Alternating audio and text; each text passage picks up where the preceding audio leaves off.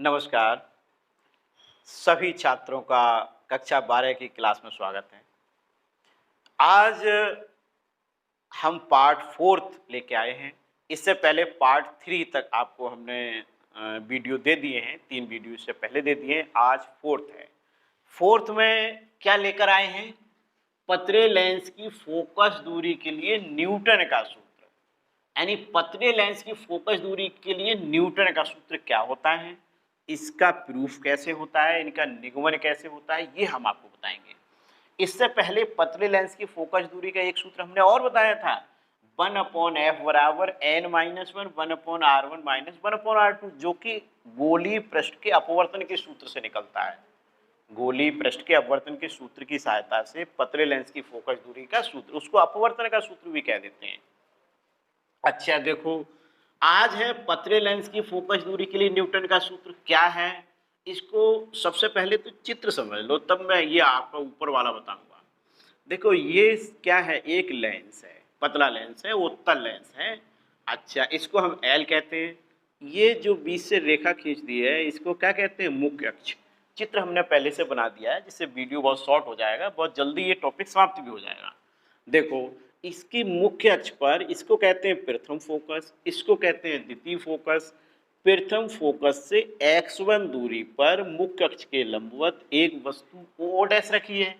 अच्छा, इससे एक किरण देखो o डैश a, ये मुख्य अक्ष के समांतर चलती है और देखो लेंस से अपवर्तित होकर द्वितीय फोकस से होकर जाती है और कहाँ जाकर मिलती है? I डैश पर। दूसरी किरण देखो, दूसरी किरण ओ डैश बी, जो ओ डैश बी है वो लेंस के प्रथम फोकस F1 से होकर जाती है और देखो अपवर्तित होकर मुख्य अक्ष के समांतर हो जाती है और ये दोनों किरणें देखो कहाँ मिल रही है? आई डैश पर। अच्छा, वस्तु ओ डैश का आई डैश वास्तविक व उल्टा प्रतिबिंब है, ये आप समझ गए। अच्छा, ये दूरियां देखो, प्रथम फोकस से वस्तु तक की दूरी x1, देखो प्रथम फोकस से ये देखो फोकस दूरी यानी प्रथम फोकस दूरी f1, द्वितीय फोकस दूरी f2 और देखो द्वितीय फोकस से प्रतिबिंब तक की दूरी x2। ये चित्र आप, मैं समझता हूँ समझ गए हो। चित्र अगर समझ गए तो आप देखो सबसे पहले ये, यदि किसी लेंस के प्रथम फोकस से वस्तु की दूरी, प्रथम फोकस से वस्तु की दूरी कितनी है? देखो x1 तथा द्वितीय फोकस से प्रतिबिंब की दूरी x2 हो, तब x1 x2 बराबर क्या होता है? f1 f2। अच्छा जी, f1 f2 क्या है? f1 f2 लेंस की प्रथम व द्वितीय फोकस दूरियां हैं। इसे न्यूटन का सूत्र कहते हैं, यही न्यूटन का सूत्र है। तो मैं समझता हूँ ये तो क्लियर हो गया आपको। अब इसका प्रूफ करने के लिए सबसे पहले क्या करते हैं? चित्र बनाते हैं, कि चित्र बनाना बहुत आवश्यक है, इसके बिना नंबर कट जाते हैं। अब देखो हमने चित्र बनाया, अब इसकी लैंग्वेज ये आप स्वयं लिखेंगे और काफ़ी हद तक तुम्हारे समझ में भी आ गया है। एक बार मैं फिर बताता हूँ, देखो क्या है। माना एक पतला उत्तल लेंस L है, जिसकी मुख्य अक्ष पर प्रथम फोकस से x1 दूरी पर परिमित आकार की एक वस्तु ओ डैश रखी है। देखो, प्रथम फोकस से मुख्य अक्ष पर परिमित आकार की एक वस्तु ओ डैश रखी है, जिससे एक किरण ओ डैश ए मुख्य अक्ष के समांतर चलती है और लेंस से अपवर्तित होकर द्वितीय फोकस F2 से होकर जाती है। दूसरी किरण ओ डैश बी लेंस के प्रथम फोकस F1 से होकर जाती है और ये अपवर्तित होकर, लेंस से अपवर्तित होकर मुख्य अक्ष के समांतर हो जाती है। ये दोनों किरणें आई डैश पर मिलती हैं, देखो। और ओ डैश यानी जो वस्तु ओ डैश है उसका वास्तविक व उल्टा प्रतिबिंब आई डैश है। ये लैंग्वेज हो गई। एक बार फिर समझ लो, ये स्वयं लिखनी है। चित्र देखा लिख लिया, रटना नहीं होता है, इसको चित्र को देख के लिख देते हैं, बहुत सरल होती है। फिर समझो क्या बताया हमने। देखो, माना एक पतला उत्तल लेंस L है, जिसकी मुख्य अक्ष पर लेंस के प्रथम फोकस F1 से x1 दूरी पर एक परिमित आकार की वस्तु ओ डैश रखी है, जिससे एक किरण मुख्य अक्ष के समांतर, मुख्य अक्ष के समांतर किरण का नाम दे दो, एक किरण ओ डैश से मुख्य अक्ष के समांतर चलती है, जो लेंस से अपवर्तित होकर द्वितीय फोकस F2 से होकर जाती है। ये क्लियर हो गया। अब इस किरण के बारे में बताएंगे। दूसरी किरण ओ डैश भी लेंस के प्रथम फोकस F1 से होकर जाती है और ये लेंस से अपवर्तित होकर मुख्य अक्ष के समांतर हो जाती है।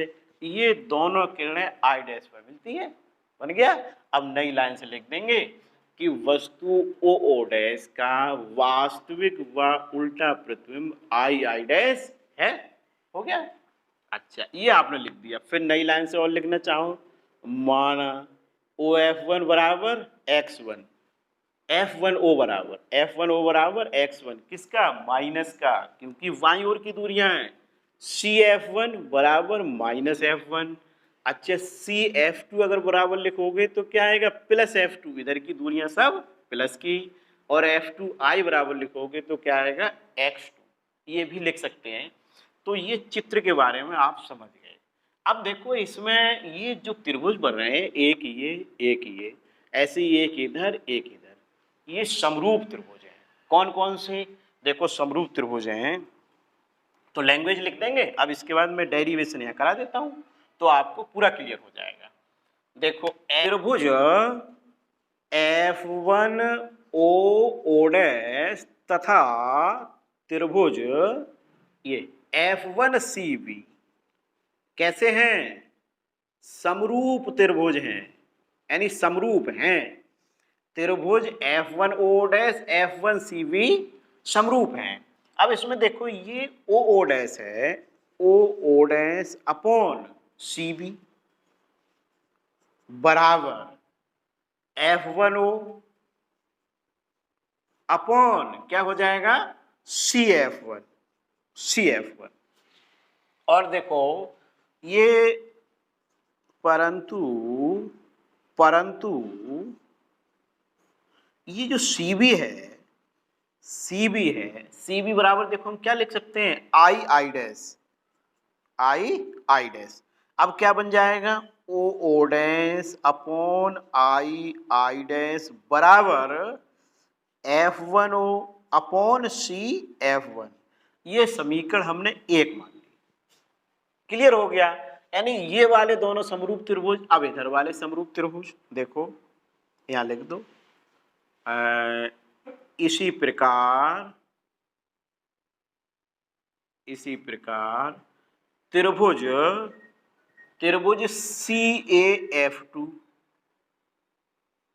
CAF2 व त्रिभुज F2I डैश कैसे है? समरूप है। ये दोनों समरूप हैं, ये दोनों। अब देखो यहां से देखो CA अपॉन आई डैश बराबर देखो CF2 अपॉन F2I। ये क्लियर हो गया। अब देखो ये जो CA है, CA किसके बराबर लिख सकते हैं? ओ डैश के, यानी परंतु आप लिख सकते हैं CA बराबर ओ डैश। अब देखो यानी O dash upon I dash बराबर CF2 अपॉन F2I। ये समीकरण नंबर हो गई 2। अब देखो समीकरण 1 व 2 की तुलना कर दो। O dash upon I dash, O dash upon I dash. समीकरण 1 व 2 की तुलना करने पर यहाँ लिख दो, ये आई डैश यहाँ है। समीकरण 1 व 2 की तुलना करने पर देखो क्या करेंगे? तुलना करेंगे तो क्या आएगा? यहां से क्या आएगा? F1O, यहां से क्या आएगा? CF1। F1O अपॉन CF1 बराबर यहां से देखो क्या आएगा? CF2 upon F2I। अब देखो दूरियां, ये क्या दूरियां थी, ये लिखी नहीं थी, यहां लिख देते हैं। माना F1O, F1O क्या है, x1, लेकिन कैसा होगा, माइनस का, बाईं ओर की दूरी है माइनस की। और देखो CF1, CF1 क्या है, CF1 माइनस F1, ये CF1।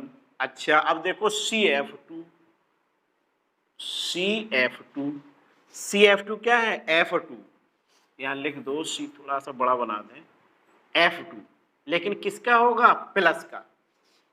इधर की दूरियां प्लस में आप जानते हो, F2I, F2I, F2I बराबर क्या होगा, x2 प्लस x2। ये मान लगा दो, देखो यहाँ देखो इसकी जगह क्या लिखें, माइनस x1।